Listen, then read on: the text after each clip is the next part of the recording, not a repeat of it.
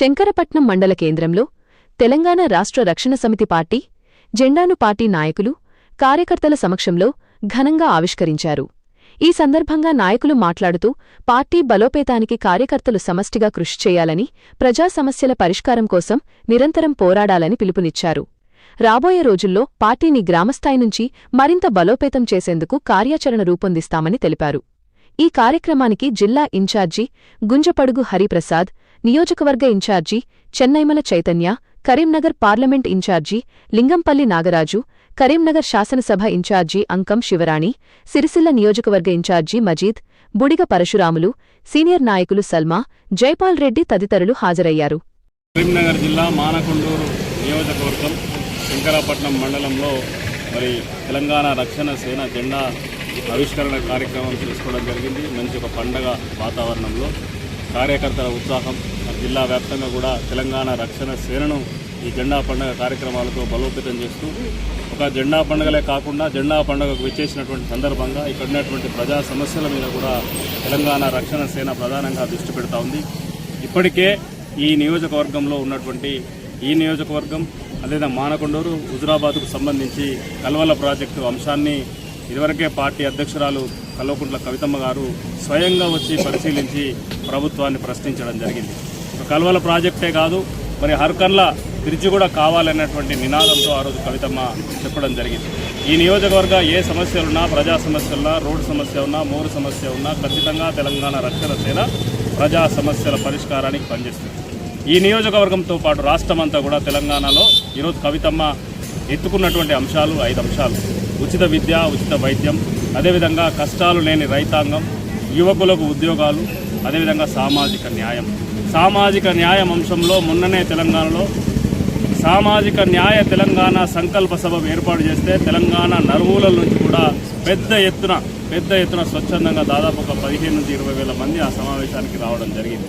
ఇలా ప్రజలందరూ కూడా ఆలోచన చేస్తారు. భౌగోళికంగా తెలంగాణ సాధించుకున్నాం, కానీ సాధించుకున్న తెలంగాణ ఎక్కడ ఉంది, ఎవరి చేతిలో ఉంది, ఎవరి చేతిలో బందీ అయి ఉందో మనం ఒకసారి ఆలోచన చేయాలి.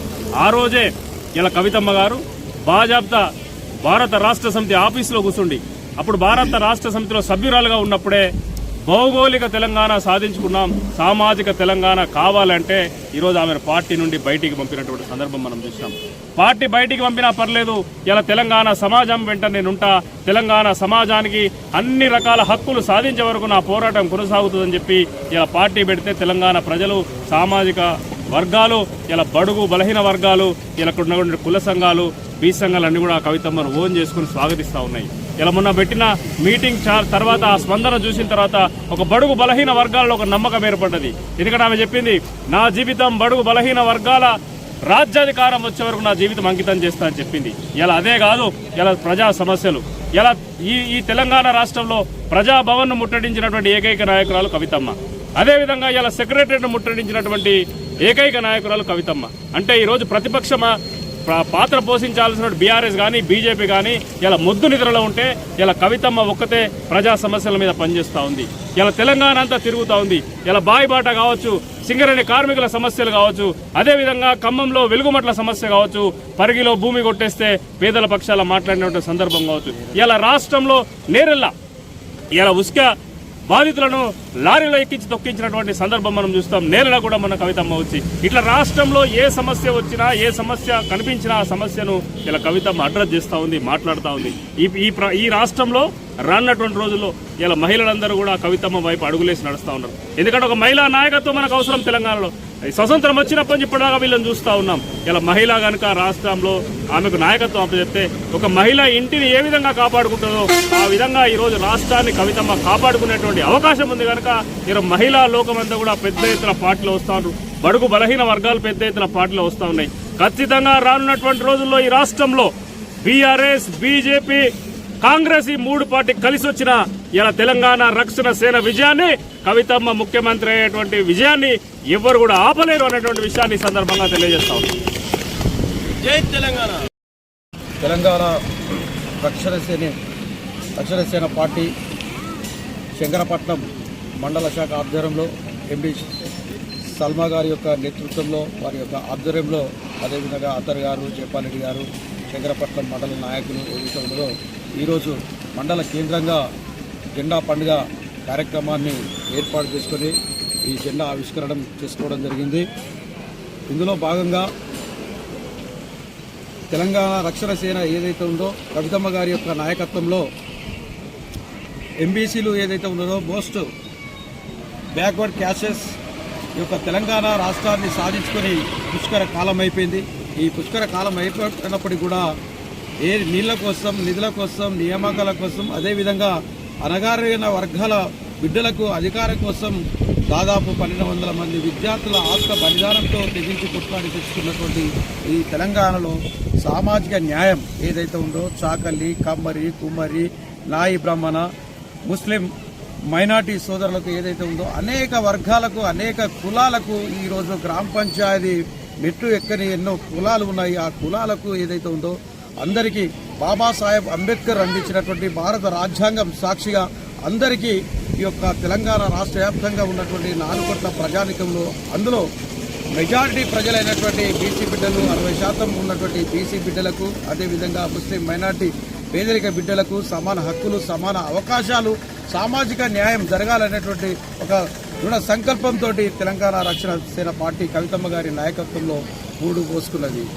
ఈరోజు అక్కగారు ఒక అగ్రవర్ణ కులంలో పుట్టినప్పటికీ కూడా ఆమె అగ్రవర్ణ కులంలో జన్మించినటువంటి జయలలిత గారి యొక్క స్ఫూర్తితోటి కావచ్చు, అదేవిధంగా ఇందిరాగాంధీ శక్తివంతమైన ప్రధాని అయినటువంటి ఇందిరాగాంధీ స్ఫూర్తి కావచ్చు, ఛత్రపతి సాహు మహారాజు క్షత్రియ కులంలో పుట్టినటువంటి సాహు మహారాజు యొక్క స్ఫూర్తితో కావచ్చు, అదేవిధంగా ఏదైతే ఉందో యొక్క బీసీలకు ఏదైతే ఉందో 1991లో విపి సింగ్ క్షత్రియ కులంలో పుట్టినటువంటి అప్పటి ప్రధానమంత్రి అయినటువంటి విపి సింగ్ గారు ఏదైతే ఉందో బీసీ మండల్ కమిషన్ ఏర్పాటు చేసుకుని ఈరోజు భారత రాజ్యాంగం బాబాసాహెబ్ అంబేద్కర్ అందించిన స్ఫూర్తితో ఇవాళ బీసీలకు 27% రిజర్వేషన్లు ఉన్నాయి.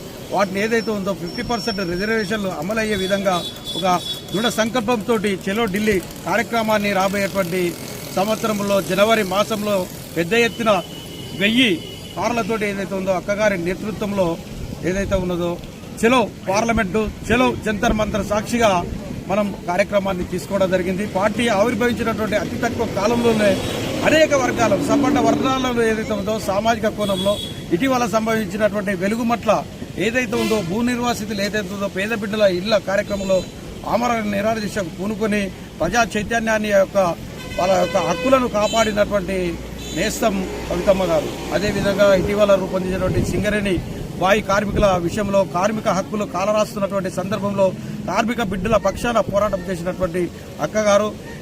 రైతన్నలు ఏదైతే ఉందో కల్లాల కాడ ఇటీవల పంట పండించినటువంటి ఆ యొక్క రైతుల యొక్క పంటను ఈ యొక్క ప్రభుత్వం కొనలేదు. అదేవిధంగా రైతులకు గిట్టుబాటు ధర కూడా అందించలేనటువంటి చెలో సెక్రటరియట్ అనేటువంటి పిలుపునిచ్చి పాలమూరు రంగారెడ్డి ఎత్తిపోతుల పథకం విషయంలో కూడా లక్ష్మీ బ్యారేజ్ పనులు ఏదైతే ఉందో నత్తనడకన సాగుతున్నాయి. అట్టి ప్రాజెక్టు బ్యారేజ్ విషయంలో కూడా పాదయాత్ర చేస్తామన్నటువంటి సందర్భంలోనే అప్పటికప్పుడు ఈ యొక్క రాష్ట్ర ముఖ్యమంత్రి గారి యొక్క మెడలు వంచి ఏదైతే ఉందో ప్రభుత్వం ఏదైతే ఉందో పనులు చెప్పడం జరుగుతుంది. కాబట్టి రాబోయేటువంటి యువతకు ఇటీవల పేర్కొన్నటువంటి జెన్జీ ఉద్యమం ఏదైతే ఉందో 20 నుండి 29 సంవత్సరాల యువత ఇవాళ జంతర్ మంతర్ వేదిక చేసుకుని పార్లమెంటు సాక్షిగా ఇలా నీట్ పేపర్ లీకేజ్ విషయంలో కూడా రక్షణ సేన పార్టీ శక్తివంచన లేకుండా శాతవాహన యూనివర్సిటీ, ఉస్మానియా యూనివర్సిటీ, అదేవిధంగా కాకతీయ యూనివర్సిటీ, మా టీఆర్ఎస్వి తెలంగాణ రక్షణ సేన విద్యార్థి విభాగం, అదేవిధంగా మా పార్టీ ఆధ్వర్యంలో నిరసన దీక్ష కార్యక్రమాలు ఏదైతే ఉందో పెద్ద ఎత్తున ఢిల్లీ పార్లమెంటుకు సెగ అంటే విధంగా ఏదైతే ఉందో నిరసన కార్యక్రమంలో పాల్గొనడం జరిగింది. ఇవన్నీ కూడా ఈరోజు నేను ఒక రజక బిడ్డను, న్యాయవాదిని, ఇలా పార్లమెంటు ఇన్ఛార్జి సోదరుడు సిరిసిల్ల మైనార్టీ సోదరికి, అక్కడ అసెంబ్లీ నియోజకవర్గ ఇన్ఛార్జి మజీద్ గారికి, ఇలా జిల్లా బాధ్యులైనటువంటి గుంజపడిగా హరిప్రసాద్ అన్న గారు, ఇలా నాయి బ్రాహ్మణ సోదరుడు సోదరి అంగమల్ల శివరాణి గారు ఏదైతే ఉందో పద్మశాలి బిడ్డ ఏదైతే ఉందో వారికి కరీంనగర్ అసెంబ్లీ ఇన్ఛార్జిగా ఇవ్వడం జరిగింది. ఈ యొక్క మానకొండూరు అసెంబ్లీ నియోజక ఇన్ఛార్జి బిడ్డ అయినటువంటి ఎస్సీ మాల సామాజిక వర్గానికి చైతన్య గారికి ఇవ్వడం జరిగింది. దీన్ని బట్టి చూస్తే మేమే ఉదాహరణ సామాజిక చైతన్యం జరిగినదానికి సోదరి సల్మా గారికి మండల బాధ్యతలు ఏదైతే ఒక మైనార్టీ బిడ్డ సోదరికి యొక్క శంకరపట్నం మండల బాధ్యతలు అప్పచెప్పడం అనేది దీనికి అందరికీ కూడా సామాజిక న్యాయం జరిగిందనేది మేమే నిదర్శనం, ఉదాహరణ. కవితమ్మ గారి నాయకత్వం, కవితమ్మ గారి నాయకత్వం. జై తెలంగాణ, జై కవితక్క. ఈరోజు కరీంనగర్ జిల్లా మానకొండ నియోజకవర్గం శంకరపట్నం మండల కేంద్రంలో తెలంగాణ రక్షణ సేన జెండా పండుగను చాలా బ్రహ్మాండంగా ఆవిష్కరించడం జరిగింది. టీఆర్ఎస్ పార్టీ అధినేత్రి శ్రీమతి కల్వకుంట్ల కవితక్క గారి యొక్క పిలుపు మేరకు ఖచ్చితంగా ఊరున వాడన మన జెండా రేపరేపరాలని చెప్పేసి అని కార్యకర్తలకు దిశ నిర్దేశం చేసిన సందర్భంగా ఈరోజు ఇవాళ ఈ మానకొండ గడ్డ పైన మొట్టమొదటిసారిగా నేను కాన్స్టిట్యూన్సీ ఇన్ఛార్జ్ అయిన తర్వాత మొట్టమొదటిసారిగా ఒక జెండా పండుగ చేసుకోవడం జరిగింది.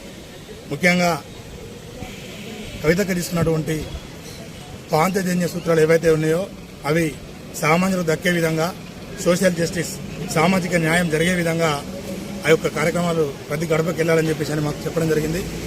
దాని పట్ల ఈనాడు మీ కార్యకర్తలు కూడా దిశానిర్దేశం చేస్తూ ఉన్నాము.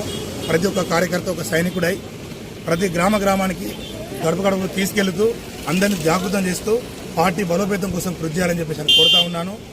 అలాగే ఇక్కడ ఈ మానకొండ నియోజకవర్గం ఇండిపెండెన్స్ వచ్చి ఇన్నేళ్ళు అవుతుంది, కానీ ఇప్పటికి కూడా ఆ యొక్క నియోజకవర్గం యొక్క డెవలప్మెంట్ అనేది లేదు.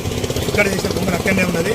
ఇక్కడ కనీసం ఇక్కడ ఉన్నటువంటి గతంలో ఎమ్మెల్యే గారు రసమే బాలకృష్ణ గారు కావచ్చు, ప్రస్తుతం ఎమ్మెల్యే గారు గవ్వంపల్లి సత్యనారాయణ గారు కావచ్చు, వాళ్ళు కేవలం జస్ట్ ఓన్లీ ఓట్ల కోసం మాటలు చెప్తూ పూటలు గడుస్తూ ఇవాళ అధికారంలో కూర్చొని చివరికి ప్రజలను పట్టించుకున్న నాదాన్ని ఎవరు కూడా లేరు.